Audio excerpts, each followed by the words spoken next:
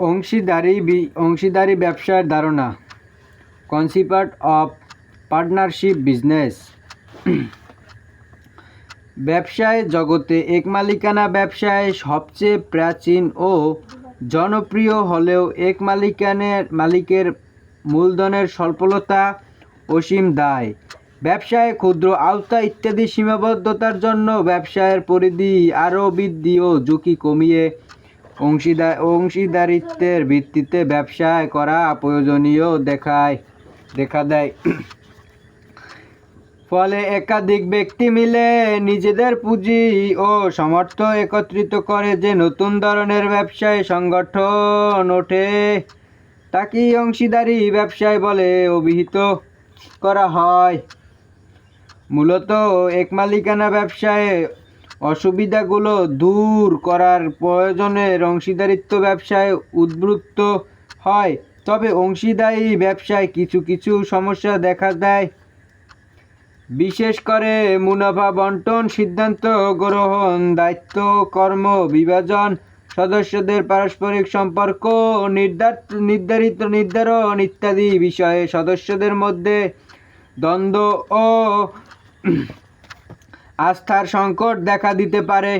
ফলে অংশীদারি ও চুক্তিপত্র ও অংশীদারিত্ব আইনের প্রণয়ন করতে হয়।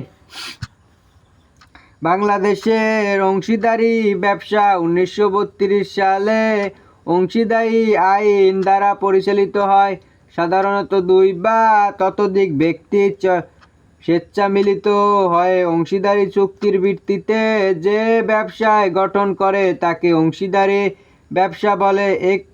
একের অধিক বলতে 1932 সালে অংশীদারি আইন অনুযায়ী সর্বনিম্ন 2 জন এবং সর্বোচ্চ 20 জন অংশীদারকে বোঝায়। তবে অংশীদারি ব্যবসাটি যদি ব্যাংকিং ব্যবসায় হয় তখন সর্বোচ্চ সদস্য সংখ্যা 10-এর বেশি হবে না।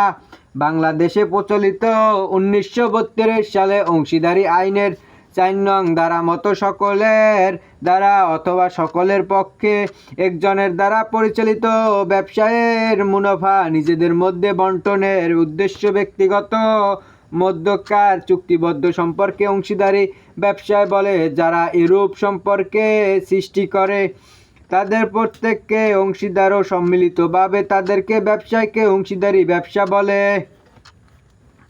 অংশীদারি ব্যবসায়ে সংগঠন। Formation of partnership business. অংশীদারি ব্যবসায় সংগঠন। আমরা জেনেছি যে অংশীদারি ব্যবসা হলো মুনাফা অর্জনের উদ্দেশ্যে 2 বা ততোধিক ব্যক্তির মধ্যে চুক্তিবদ্ধ সম্পর্কের মাধ্যমে গঠিত এক ধরনের ব্যবসায়, যেখানে তারা সকলে অথবা তাদের মধ্য থেকে একজন সবার পক্ষে উক্ত ব্যবসায়টি পরিচালিত করে থাকে। এক মালিকানার মতো অংশীদারি ব্যবসায় গঠন অনেক সহজ ও গঠনের আইনগত জটিলতা নেই। চুক্তি সম্পাদনের জন্য যোগ্য কমপক্ষে 2 জন ব্যক্তি চুক্তিবদ্ধ হয়ে এরূপ ব্যবসা শুরু করতে পারে। তবে চুক্তি লিখিত হবার ব্যাপার কোনো বাধ্যকতা নেই।